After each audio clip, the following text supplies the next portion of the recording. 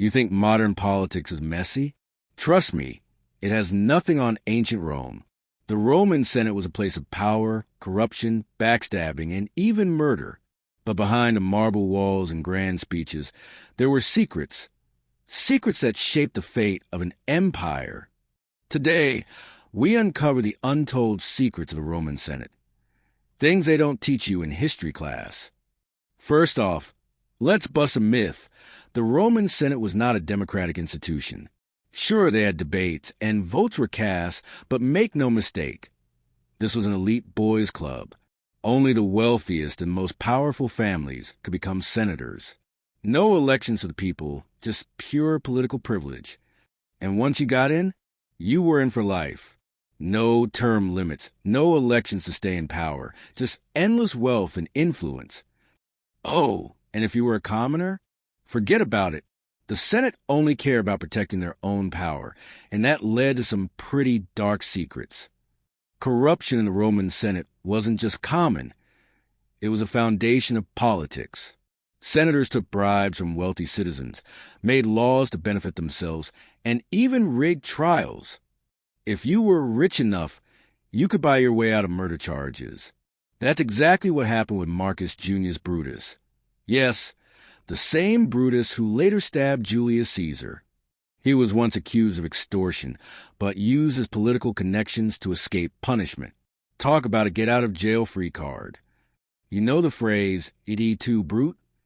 The Roman Senate took political backstabbing very seriously, sometimes literally. Take Tiberius Gracchus, for example. He tried to pass land reforms to help the poor. The Senate's response? They beat him to death with wooden chairs. And it didn't stop there. The Senate loved using assassinations to solve problems. If someone got too powerful, they just disappeared. Which brings us to the biggest betrayal of all time, Julius Caesar. The Senate feared he was becoming a dictator, so they literally stabbed him 23 times. Imagine walking into a meeting and getting taken out by your co-workers. Brutal. Now, here's where things get really juicy. The Senate versus the emperors. See, after Caesar was assassinated, his adopted son Augustus took over. And guess what? He pretended to restore the Republic. But really, he made himself the first emperor. The Senate still existed, but now they were mostly a puppet show. Emperors controlled everything. And if a senator got too mouthy, well, let's just say they didn't last long. Take Caligula, one of Rome's craziest emperors. He humiliated the Senate by making his horse a senator. Yes, you heard that right.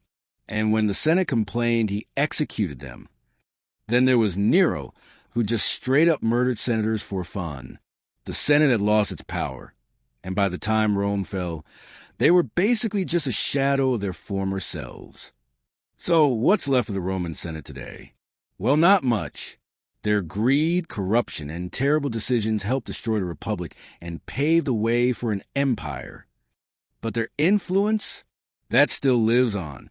The concept of a Senate exists in many modern governments, including the U.S. and Europe. But let's just hope today's politicians are a little less stabby.